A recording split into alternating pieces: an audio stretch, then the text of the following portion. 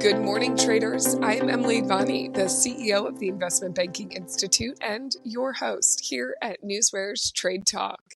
Joining me is trading anchor Bill Olson, who brings more than 30 years of institutional trading experience to our program. At Trade Talk, we provide the facts, themes, and trading ideas for the day ahead. Today is Friday, August 2nd. Friday is payday, or at least payroll day. This morning, investors await the latest non-farm payrolls report, and today's moves follow a slide in markets to start August yesterday. During regular trading, the Dow tumbled 494 points, or 1.21%. The S&P 500 gave up 75 points, or 1.37%. The Nasdaq dropped 405 points, or 2.3%. Bill, let's get into Friday's action with what is happening in the markets this morning. Hi, yes, good morning, Emily. I'm watching the S&Ps. We're down 1% this morning, 0.99. It's been fluctuating between 0.99 down 0.99 to down, like 1.05-ish. I even saw it lower than that. But, we're going to open up 1% down. That's pretty clear. And, realistically, you're seeing the signals of a weakened economy. And corporate earnings, we're not positive overnight. The key one today is the non-farms payroll. And, it is expected to show a fall in employment data from last month. Okay, we know that going in. But last night, Intel, they delivered a highly negative earnings report. And Amazon gave weak guidance. But Apple's came in better than expected. And this morning you saw, Chevron missed on EPS on higher revenue, but ExxonMobil did deliver a good report. What's causing the weakness? Hey, yesterday's PMI report, was really ugly. And you think, China, remember earlier in the week, China had a negative PMI report. So you got that funnel of negative manufacturing data, going down, and that's causing the markets to fall because, your two biggest players out there are showing weakness in manufacturing. That's not positive going forward. Oil was trading higher this morning. It has since turned. So, we'll have to wait and see. But let's take a look at what's happening overseas. I mean, right now we're looking at the DAX. The DAX is down 287 points. That's 1.59%. You're looking at the FTSE down 25 points. That's only down 0.31%. But the CAC is down 53 points at 0.73%. It's like the global, selling pressure. You got Asia down, you got the U.S. down. The corporate earnings came in weaker than expected. I'm not surprised we're seeing a sell-off in Europe. Then we're looking at Asia. Asia really was ugly last night. The Nikkei, dropped 5.81%. That's 2,216 points.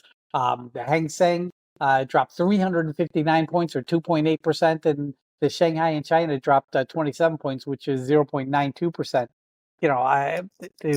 The weak economic conditions, but Japan has got another, aside from the weak economic data from China and the U.S., they're dealing in a different situation because they're facing multiple rate hikes over the next 6 months or so, and that makes the currency higher, and that's going to hurt their exports, which is actually going to hurt their equities, and that's why you're seeing equities in Japan, which has really just been running strong in June and July. Now you're starting to see it come back into fold. So that correction is overdue for the Nikkei, but down 5.81%. And oil, oil is, continues to be weak. We're looking at, I think this is the fourth straight week of weekly declines. You got WTI now down to $75.66. That's down 0.85%. You got Brent at $78.93, down 0.74%. They were trading higher. We still have a situation where we got elevated tensions in the Middle East that could cause, oil to move a little higher. But, when you have weakening economies, specifically China and the U.S., that's going to cause oil prices to drop. And remember, we're at the tail end. We don't, the summer driving season, they can't expect that to continue to be decreasing the stockpiles. So we'll have to wait and see how oil trades. But right now, it looks like it's opening up lower, about 0.8%, Emily. That's what I have for you for a morning market update report. Bill, obviously, everyone's eyes are on that non-farm payrolls this morning, and we're going to get to the economic events of the day in just a moment. But corporate earnings, a huge focus. And as you mentioned, some disappointments. This has been a big market mover throughout the week. So, Bill, give us a rundown of what we should be watching when it comes to earnings action. Well, I guess we need to start off with the news that's coming out from Intel. I mean, that was just it was just ugly. I mean, I don't know how else to really describe it. They missed by 8 cents, lower revenue. They suspended the dividend. I mean, there's a lot of negativity going on in Intel. You're looking at the shares of Intel this morning, and Intel's lower by 22.62%. Wow, that's ugly. I didn't look. It could keep falling. It could keep falling. Amazon, ticker AMZN, they beat by 23 cents, but it was done on lower revenue. Guidance wasn't great either. You're looking at Amazon down 8% this morning. You're looking at Apple, ticker AAPL, they beat by 5 cents, and they did it on higher revenue. Apple was trading higher since giving back some of these gains, and is now down like a tenth of 1%. But Apple could still turn, so that's something to keep a focus on. Ticker CNK, Cinemark, they beat by they beat by 49 cents. Wow, that was a big beat. Stocks trading higher this morning. We're looking at upcoming. We're looking at Tyson Foods. They're releasing Monday morning. Their EPS is 61 cents. Expected move is 6.58%. Treehouse Foods, ticker THS, Tom, Henry, Sam. Their EPS is 13 cents. Expected move is 10.24% when they release. And that's really what I have for you in terms of earnings this morning, Emily. And Bill, you did mention Cinemark. That was your pick of the day yesterday. That beat. It's up this morning. By the end of the show, we will check in with you on that. Now we're going to get to the day's economic events. Eyes are on jobs data. So, Bill, what is going on in terms of the day's economic events? Well, the key one is the Non-Farms Payroll coming out, 1 hour before the opening bell. That's going to be the big one. The estimates are, plus 175K to plus 185K. So I think plus 180K. That's probably where it's going to come in.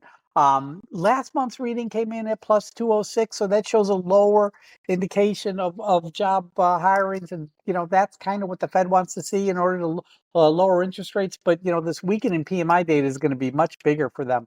And they're going to need to do that. I'll get in, and then at 10 o'clock, we get the factory orders, and at 1 o'clock, we get the Baker Hughes rig count. But I just want to say, this about this PMI, this weakening PMI data, how do I say this? Corporations are pulling back on their investments. They're pulling back on their investments. Why? Because of uncertainty on the monetary policy going forward. Listen, if you're going to be making investments, you want to do it at lower interest rates. And now the Fed's going to be lowering interest rates, or the expectation is they're going to lower interest rates in September by a quarter basis point. So, why invest today when tomorrow you can get it for cheaper? And honestly, they could wait a little longer because, they might want to see the Fed do even more interest rate cuts because they're changing their narrative from being hawkish on interest rates to really being dovish. And when they're loosening, their monetary policy, you might not want to jump in day one. So, that's really the cause of the weakening PMI data, I suspect. And it could, but it's going to be with us, I think, until the Fed does, start to lower interest rates. And one rate, a 25 basis point cut might not be enough. The market might want to see more for these PMI data to start to turn around. But that's what I have for you in terms of economic reports happening, Emily. Bill, keeping a pulse on the economic data and the health of the economy, important as we watch moves in the market. But you're also watching other types of market moving information, things like merger news, guidance news, shareholders meetings, buyback news. You're looking at stocks grouped together like your FANG stocks and your Dow 30 stocks. So, Bill, what else do you see is possibly moving the markets today? Doing a quick data check. I'm looking at my Dow stocks. I got 3 higher, 27 lower. I'm looking at my FANG stocks. Everything's in the red. I mean, yeah, we're opening up down. There's no question about it. It's going to be an ugly opening this morning. You're looking at Apple, ticker AAPL. Yeah, the stock's down a little over 1/10 of 1%. But the major brokers, I see they're raising price targets on the stock this morning. That's beneficial. Remember, they got that new iPhone coming out with AI features, which is, not the AI features are going to be, phenomenal. It's step one. But the point is that it's a real change. It's a real difference for the iPhone. So it's going to be that one time, kind of occurrence where people will really want to upgrade because there is something new besides a camera. I mean, come on, you can't keep doing a camera every quarter. That's all they've been doing for the last 5 years.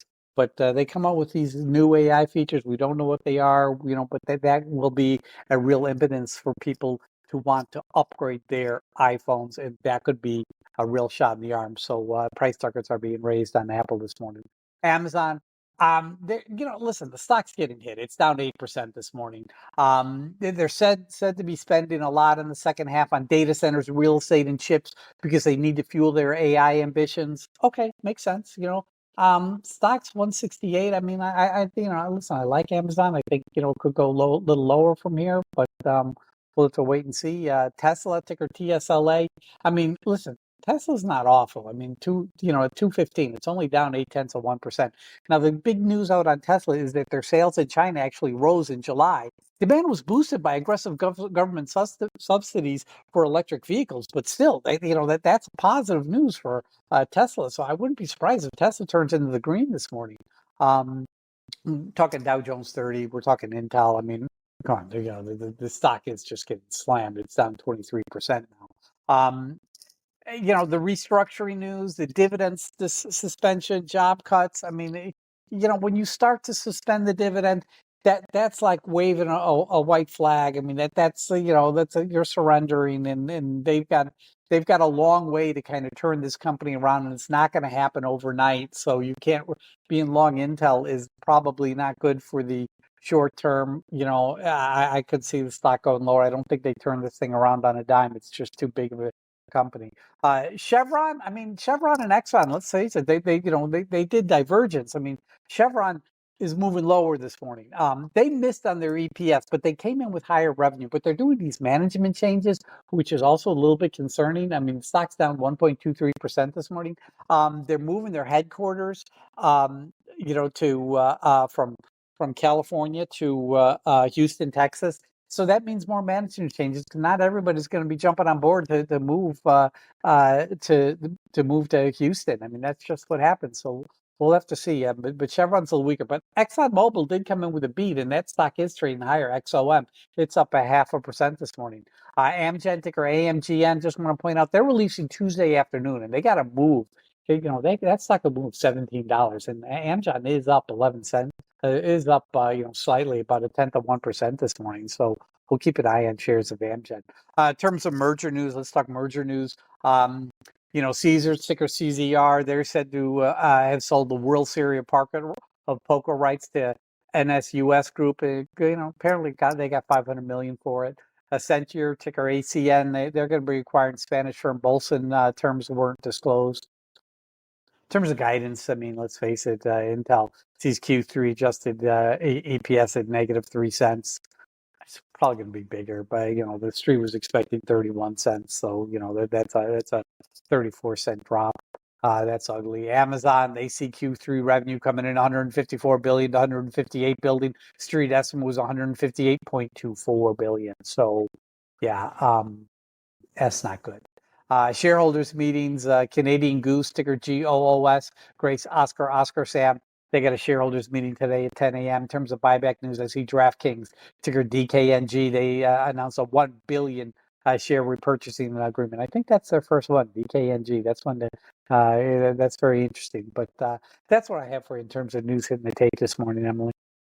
This is the type of data that NewsWare delivers daily. It's factual, it's market moving, and our alerting functions bring it to your attention as it happens. Go to www.newsware.com now and sign up for the trial and see for yourself the benefits that professional Newswire delivers. It is now that time of the show for the Trade Talk pick of the day. Bill, what do you have for us on this Friday? Okay, I'm going with HIMS, ticker HIMS, Henry, India, Michael, Sam. This is Hims and Hers Health. Um, Earnings are up Monday afternoon. EPS is 5 cents. Expected move is 20.24%. It's a big percentage move. Now, the call volume yesterday was 61,003 calls versus 37,195. That's pretty good for a small stock like this. You're looking at the call open interest, 192,609K versus put open interest of 72,048.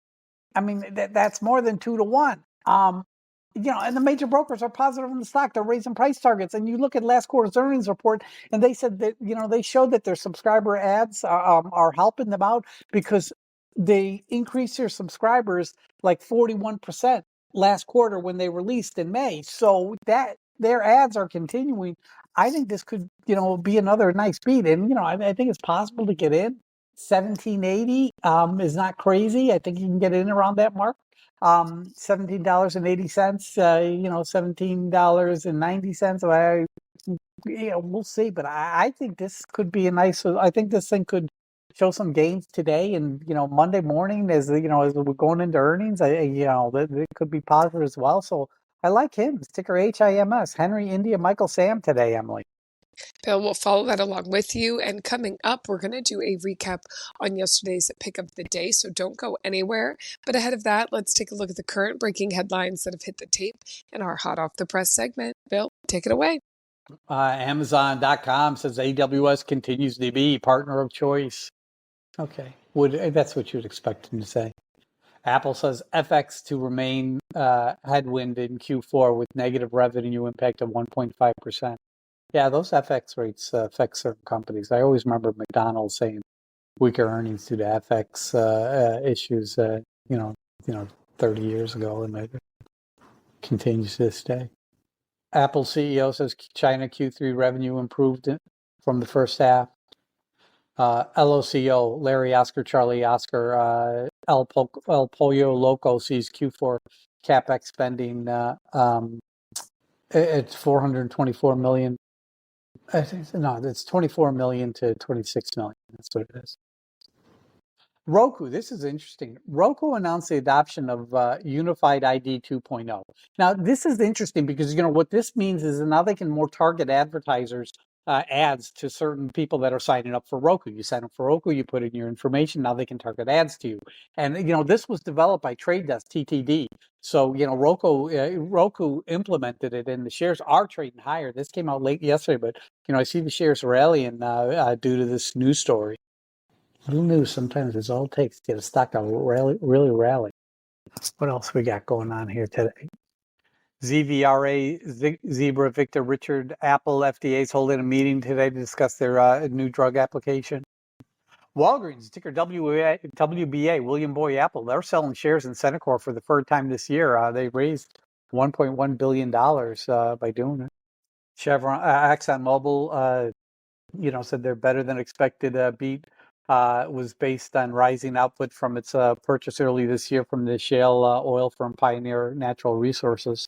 Square, ticker SQ, Block, ticker SQ, the payments firm raised its forecast for annual adjusted core earnings yesterday, and they unveiled a $3 billion share buyback.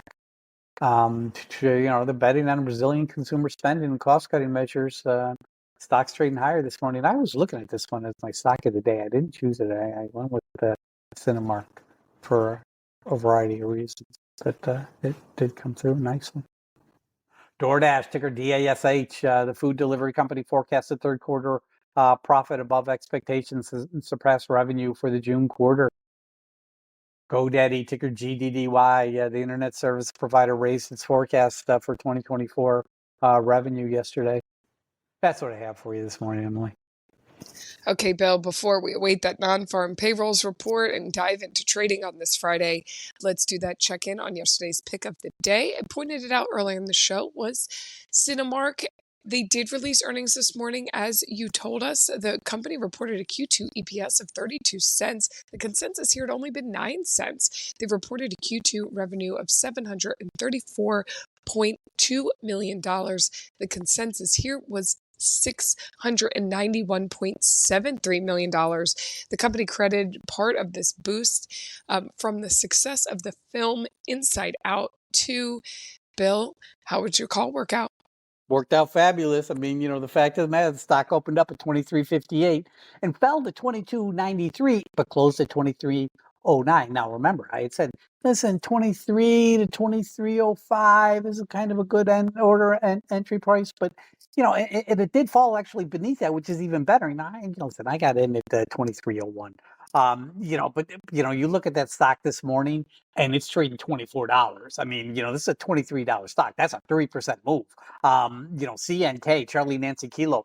It just goes to prove, today's like a really ugly day. Yesterday was a really ugly day, but that created a great opportunity to get in at a lower price, which was really beneficial for CNK. So, we made money on it. CNK is running because they came out with good earnings. Our model works. Even in down markets like we're seeing today, this model that we have, that we utilize, really does work, and it does show dividends every day. And that's why we use it, because you know what? It shows proven concept. And when you're using the news in the right format, you can make money on a regular basis.